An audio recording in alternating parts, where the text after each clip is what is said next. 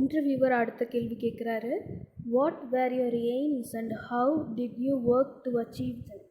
உங்களோட குறிக்கோள் என்ன, நீங்கள் என்ன செஞ்சு உங்கள் குறிக்கோள் அடைஞ்சிங்க அப்படின்னு கேட்குறாங்க.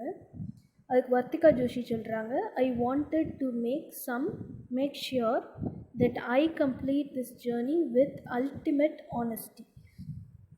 நான் இந்த பயணத்தை உண்மையாக முடிக்க நினச்சேன். I didn't set out for a destination. It was the journey that mattered to me the most. நான் எங்கே போய் சேரணும் அப்படிங்கிறத விட அவங்க எதை பற்றி ரொம்ப நினச்சாங்கன்னா எப்படி போய் சேர்றோம் அதுதான் அவங்களோட குறிக்கோளாக இருந்திருக்கு.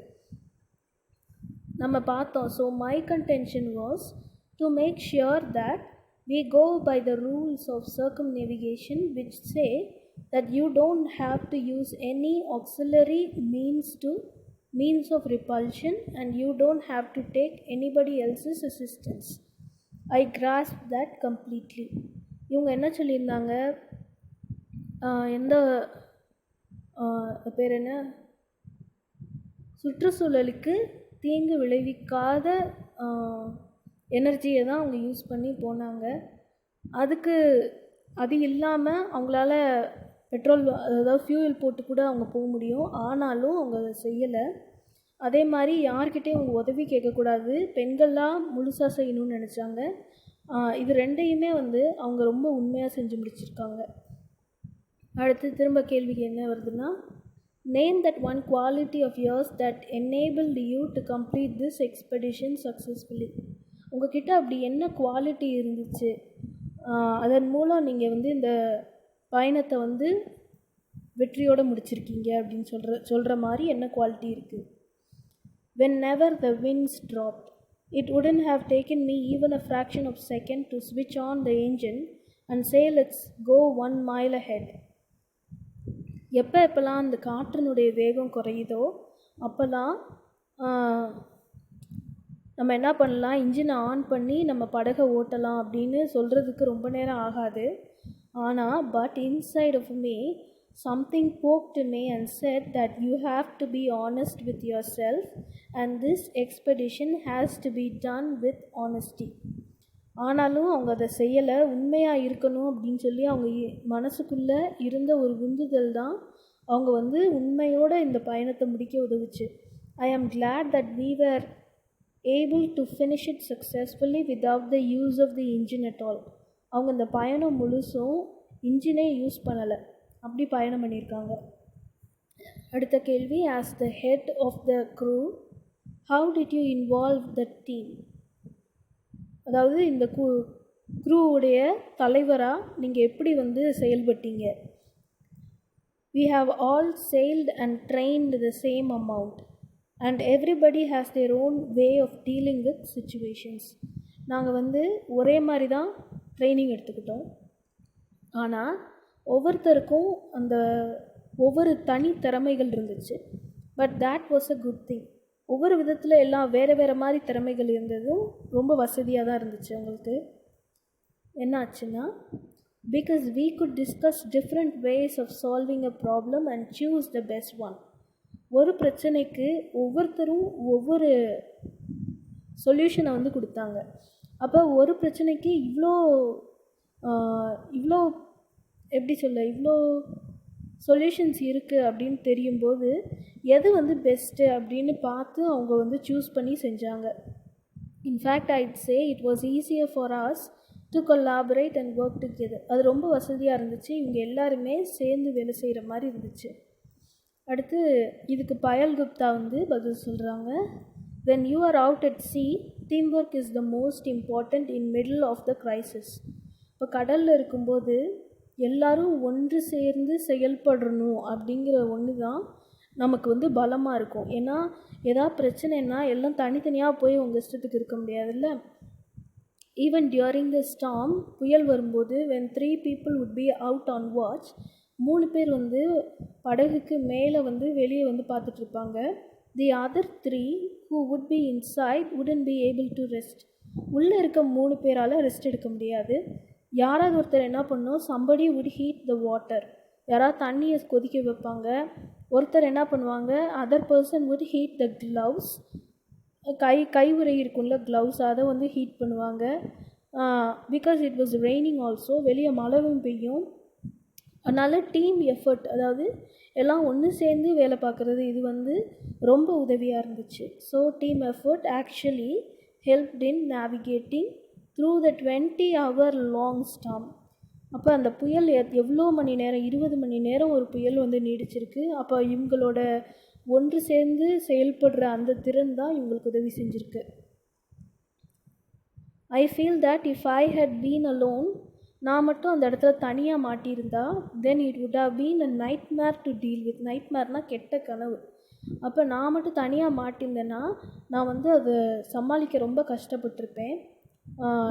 To deal with the challenges that the sea throws at you. அப்போ அந்த கடல் வந்து நம்ம மேலே தூக்கி எறிகிற அந்த சேலஞ்சை வந்து நான் ஃபேஸ் பண்ணுறதுக்கு ரொம்ப கஷ்டப்பட்டிருப்பேன் அப்படின்னு சொல்கிறாங்க. அடுத்த கேள்வி, share your experience about the most challenging task while sailing. நீங்கள் கடலில் பயணம் பண்ணிகிட்டு இருக்கும்போது, செயிலிங்னால் அந்த கடற்பயணம் தான். அப்போ ரொம்ப சேலஞ்சிங்காக இருந்தது என்ன? The sea can get really tough when winds are picking up. அப்போ பெரிய காற்று அடிக்க ஆரம்பிச்சிச்சுன்னா கடல் வந்து ரொம்ப ஆட்டம் காட்ட ஆரம்பிச்சிடும். Those are the times we have to be active and need to anticipate what could be there ahead. அந்த மாதிரி நேரத்தில் தான் நம்ம வந்து ரொம்ப ஜாக்கிரதையாக இருக்கணும். ஏன்னா அடுத்து என்ன நடக்க போகுதுன்னு யாருக்குமே தெரியாது. இந்த சவுத் பசிபிக், அதாவது தெற்கு பசிபிக் அந்த கடலில் வந்து we encountered a storm. அப்போ ஒரு புயல் வந்துச்சு. where the seas were almost 9 to 10 meters high. அப்போ அந்த கடலுடைய அலைகள் வந்து 9 to 10 மீட்டர் உயரம் வரைக்கும் மேலே எழும்புச்சு. அந்த winds were picking up to 60 to 70 knots. அந்த காற்று வந்து 60 to 70 knots. இந்த knots அப்படிங்கிறது வந்து அந்த காற்றினுடைய வேகத்தை சொல்கிறாங்க. Unit of speed equal to 1 nautical mile per hour, exactly 1.852 kilometers per hour, which is about a hurricane. Hurricane புயல், hurricane force of wind on land. It is normally on sea where there is hardly any land mass to stop the winds. அது நிலத்தில் இருக்கும்போதே அது வந்து ரொம்ப பெரிய புயல், சமாளிக்க முடியாது. கடலில் இருந்து நாங்கள் சமாளிக்க வேண்டியிருந்துச்சு. It was also a blissful experience when something broke down and after a lot of hard work and effort we were able to fix it together. இன்னொரு விஷயம் என்னென்னா, ஏதாவது கப்பலில் இருந்து ஏதாவது உடையும் போது இவங்க எல்லாரும் சேர்ந்து 6 பேரும் சேர்ந்து அதை சரி பண்ணுவாங்களாம். அப்படி சரி பண்ணும்போது அது வந்து எங்களுக்கு ரொம்ப சந்தோஷமாக இருந்துச்சு. We will remember these incidents as well because it gave us the strength to move on. நாங்கள் இதை மறக்கவே மாட்டோம். இந்த அனுபவத்தை இதை நாங்கள் இன்னும் நினைப்போம். ஏன்னா எங்களுக்கு வந்து இது வந்து ஸ்ட்ரென்த்து கொடுத்துச்சு. And if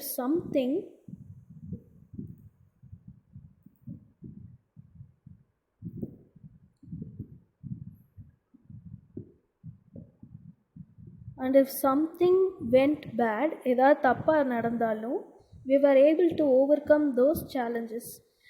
அதையுமே நாங்கள் வந்து ஏதாவது தப்பாக நடந்தாலும் அதையுமே எங்களால் வெற்றி கொள்ள முடிஞ்சிச்சு அப்படின்னு சொல்கிறாங்க. அடுத்த கேள்வி இன்டர்வியூவர் கேட்குறாரு, how adventurous was your trip? உங்கள் ட்ரிப் எப்படி இருந்துச்சு? When we were crossing the Tasman Sea, Vartika Joshi சொல்கிறாங்க, தாஸ்மன் சீயை வந்து நாங்கள் கடக்கும்போது we witnessed the brilliant southern lights from sea. நாங்கள் வந்து இந்த சதர்ன் லைட்ஸ், தெற்கு வெளிச்சங்களை வந்து நாங்கள் பார்த்தோம் கடல்லிருந்து. It was rare to watch that in those months. அந்த மாதங்களில் அப்படி ஒரு காட்சியை வந்து காண்றது கஷ்டம்தான், காண முடியாது. That too from sea. அதுவும் கடல் மேலே வந்து தெரியாது. We were absolutely awestruck as we were not expecting it. நாங்கள் வந்து வாயடிச்சு போய் நின்னோம், ஏன்னா அதை நாங்கள் எதிர்பார்க்கவே இல்லை.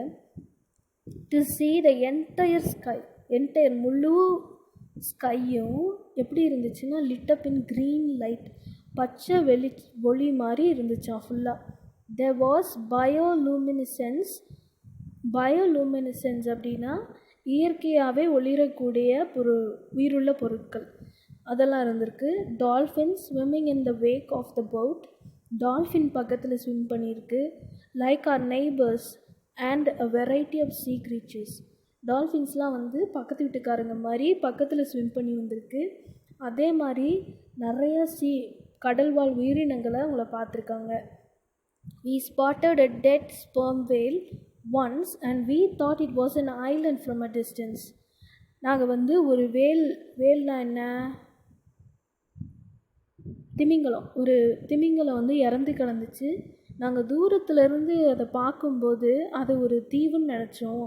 பக்கத்தில் போய் பார்த்ததுக்கப்புறம் தான் அது ஒரு திமிங்கலம் இறந்து கிடக்கு அப்படின்னு எங்களுக்கு தெரியும். It was so huge. ரொம்ப பெருசாக இருந்துச்சு. ஹியூஜ்னா பெருசு. We are not specialists. So whenever we spotted something in the sea, we had to Google it to learn more about the species. அங்கே கடல் வாழ் உயிரினங்கள் நிறையா வந்து எங்களுக்கு தெரியாது. அதனால நாங்கள் ஒவ்வொரு தடவை ஒரு புது உயிரினத்தை பார்க்கும்போதும் அது என்ன உயிரினம் அப்படின்னு நாங்கள் கூகுளில் போட்டு தேடி கண்டுபிடிப்போம். How did your crew spend time deep in the sea? உங்களுக்கு எப்படி நேரம் போச்சு அப்படின்னு கேட்குறாங்க. அதுக்கு ஸ்வாதி சொல்கிறாங்க, during circumnavigation we picked up some hobbies and kept posting pictures of delicacies like golgappas and cakes. இந்த பயணத்தின் போது நாங்கள் வந்து சில ஹாபீஸை வந்து செய்ய ஆரம்பித்தோம். அப்புறம் சோஷியல் மீடியாவில் வந்து அவங்க என்ன பண்ணுவாங்கன்னா பிக்சர்ஸ் போஸ்ட் பண்ணுவாங்க. என்ன பிக்சர்ஸ் இருக்குன்னா, கோல்கப்பாஸ் அப்படிங்கிறது பானிபூரிஸ். இவங்க அந்த கப்பலில் செஞ்ச அந்த பானிபூரிஸும் அப்புறம் கேக்கு இதெல்லாம் வந்து அவங்க செஞ்சு ஃபோட்டோ எடுத்து போடுவாங்களாம். அடுத்து we also read books when the weather was pleasant and did some quilling and craft work. அந்த வானிலை வந்து நல்லா இருக்கும்போது இவங்க வந்து புத்தகம் படிக்கிறதும் அவங்க குவில்லிங் கிராஃப்ட் ஒர்க்லாம் செய்கிறதுக்கும் நேரத்தை செலவு பண்ணாங்க. while team leader Joshi read comics. Team leader யார், வர்த்திகா ஜோஷி இருக்காங்கல்ல, அவங்க வந்து காமிக்ஸ் வாசித்தாங்க. அண்ட் த ராமாயணம் வாசித்தாங்க டியூரிங் ஹர் ஜேர்னி. அவங்க வந்து ராமாயணமும் காமிக்ஸும் வாசித்தாங்க. யார், ஸ்வாதி. I loved cooking. ஸ்வாதிக்கு பிடிச்சது cooking as well. So I indulged in baking. Cooking பிடிச்சனால அவங்க கேக் செய்ய ஆரம்பித்தாங்க. I also liked crafting a lot, so I used to make lampshades. அவங்களுக்கு கிராஃப்ட் பண்ணுறதுனா பிடிக்கும். அதனால் அவங்க என்ன பண்ணியிருக்காங்க, லேம்ப் ஷேட் செஞ்சுட்டு இருந்தாங்களாம். I love it when people appreciate the food that I cook. நான் சமைக்கிறத பார்க்குறவங்க வந்து நல்லா இருக்குன்னு சொல்லும்போது எனக்கு சந்தோஷமாக இருக்கும். So I gave my crew members the best dishes that was possible on land with the limited resources that we had on the boat. அதனால் கப்பலில் இருந்த சின்ன சின்ன பொருட்களை வச்சு நான் வந்து நிலத்தில் வாழும் மக்கள் சாப்பிட்ற உணவுகளை நான் தயாரித்து நான் கொடுக்க முயற்சி பண்ணேன் அப்படின்னு சொல்கிறாங்க. அடுத்து அதுக்கு வர்த்திகா ஜோஷி சொல்கிறாங்க, 6 is a great number. We were always entertained. 6ங்கிறது ஒரு பெரிய நம்பர் தான். நாங்கள் எல்லாருமே வந்து எப்போயுமே வேலை இருந்துகிட்டே இருக்கோம். we watched movies. நாங்கள் சேர்ந்து படம் பார்த்தோம், பாட்டு கேட்டோம், listen to music, and you won't believe some of the goodies the crew rustled up in our tiny pantry even while sailing in rough seas. அவங்க என்ன சொல்கிறாங்க, ஒன்றா பாட்டு கேட்டோம், ஒன்றா மூவிஸ் பார்த்தோம், நீங்கள் நம்ப மாட்டீங்க, இங்கே இருக்கிறவங்க என்னென்னலாம் சமைச்சாங்கன்னு உங்களுக்கு தெரியாது. நல்லா சமைச்சு கேக்கு ப்ரெட்டெல்லாம் செஞ்சு சாப்பிட்டுட்டு இருந்தோம். என்னென்னலாம் செஞ்சுருக்காங்க, we made parathas, baked cakes, bread and even made halwa and rasagullas. we celebrated festivals at sea. கடல்லையே வந்து நாங்கள் ஒவ்வொரு ஃபெஸ்டிவலையும் செலிப்ரேட் பண்ணோம். when we think about it now on land, we remember the Diwali we spent at sea. இப்போ நாங்கள் நிலத்துல நிற்கும்போது நாங்கள் வந்து அப்போ தீபாவளியை வந்து கடலில் கொண்டாடினதை நினைக்கிறோம். We celebrate 3 birthdays including the first birthday of the boat. நாங்கள் 3 பர்த்டே கொண்டாடினோம். அதில் ஒன்று என்னென்னா இந்த போட்டு செஞ்சு 1 வருஷம், first birthday of the boat. So also specific occasions like crossing the equator. அதே மாதிரி இன்னும் நிறையா செலிப்ரேட் பண்ணியிருக்காங்க. அந்த ஈக்குவேட்டரை வந்து க்ராஸ் பண்ணது, த international date line and such எல்லாத்தையுமே செலிப்ரேட் பண்ணியிருக்காங்க. What motivated you to fulfil the countries expectations? இந்த நாட்டினுடைய எதிர்பார்ப்புகளை நிறைவேற்றுவதற்கு எது உங்களுக்கு உந்துதலாக இருந்துச்சு? Swathi, we knew that the entire country was watching us and praying for us. எங்களுக்கு தெரியும் இந்த நாடு முழுசு எங்களை பார்க்குது, அதே மாதிரி எங்களுக்காக கடவுள்கிட்ட வேண்டிக்கிறாங்க நாட்டு மக்கள். So we never wanted them to have a single day thinking that we are in trouble. அதனால் நாங்கள் வந்து கஷ்டத்தில் இருந்தாலும் அதை நாங்கள் வெளிக்காட்ட விரும்பலை. We knew that it is going to happen, but the people out there did not know what kind of challenges we were facing. கஷ்டம் எங்களுக்கு இருக்குன்னு எங்களுக்கு தெரியும், ஆனாலும் மக்களுக்கு வந்து நாங்கள் கஷ்டத்தில் இருக்கோம், நாங்கள் எந்த மாதிரி பாதையில் போகிறோன்னு தெரியாது. So one of the motives that we kept in mind, அதனால் நாங்கள் மனசில் வச்சுருந்த ஒரு காரியம் என்னென்னா, was that we did not want to frighten them. நம்ம யாரையும் பயமுறுத்திடக்கூடாது அப்படின்னு நினச்சோம். Was that we did not want to frighten them. We decided that once the circumnavigating was over, இந்த பயணம் முடிஞ்சதுக்கப்புறம் we are going to show what we have actually gone through. இந்த பயணம் முடிஞ்சதுக்கப்புறம் இதை நாங்கள் எவ்வளோ கஷ்டப்பட்டோம் இதெல்லாம் சொல்லிக்கலாம், ஆனால் அது வரைக்கும் வந்து நாங்கள் வந்து இதை பற்றி சொல்ல மாட்டோம் வெளியே அப்படின்னு நினச்சிக்கிட்டோம். அடுத்து இன்டர்வியூவர், ஆஸ் அ உமன், ஒரு பெண்ணா, how would you consider this expedition? இந்த பயணத்தை நீங்கள் என்னவா நினைக்கிறீங்க? இதுக்கு வர்த்திகா ஜோஷி சொல்கிறாங்க, it is a matter of great honour. இது வந்து ஒரு பெரிய ஆனர். அப்படின்னா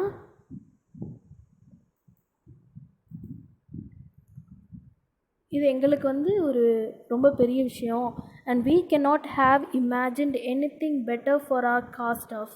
இதை விட ஒரு நல்ல ஒரு விஷயம் வந்து எங்களுக்கு அமைஞ்சிருக்குன்னு நாங்கள் நினைக்கல. இதுதான் எங்களுக்கு நடந்ததுலே ரொம்ப அருமையான ஒரு விஷயம்னு சொல்கிறாங்க. Of course we being an all women team, it is a great boost to women in the country. நாங்கள் வந்து இந்த டீம் ஃபுல்லாக வெறும் பெண்கள் மட்டும்தான் இருந்தோம். இது வந்து உலகத்தில் இருக்க மற்ற பெண்களுக்கு ஒரு எடுத்துக்காட்டாக இருக்கும். But as we are going as sailors, நாங்கள் வந்து கடற்பயணம் பண்ணுற மாதிரி நாங்கள் போனோம். And we as sailors have seen that the sea does not discriminate between genders. எங்களுக்கு அதில் என்ன தெரிஞ்சிச்சுன்னா, கடலுக்கு வந்து ஆண் பெண் அப்படிங்கிற பேதம் கிடையாதுன்னு நாங்கள் கண்டுக்கிட்டோம். It is always gender neutral. அது கடல் வந்து எப்படி இருந்துச்சுன்னா, ஜெண்டரை குறித்து நியூட்ரலாக தான் இருந்துச்சு. அதாவது பிரித்து பார்க்கல, ஆணுக்கும் அதுதான் பெண்ணுக்கும் அதுதான் ஒரே மாதிரி தான் பார்த்துச்சு. And we have realized that gender does not play a role in sailing.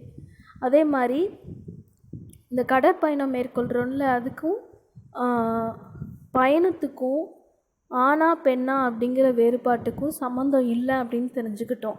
But to boost the moral in the country and for more